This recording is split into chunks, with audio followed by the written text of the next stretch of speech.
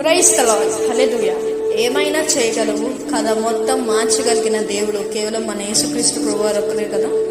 ఈ పాటకి చాలా రెస్పాన్స్ వచ్చింది. అలాగే ఈ పాట మీ ఫేవరెట్ పాట అయితే దయచేసి కామెంట్ చేయండి.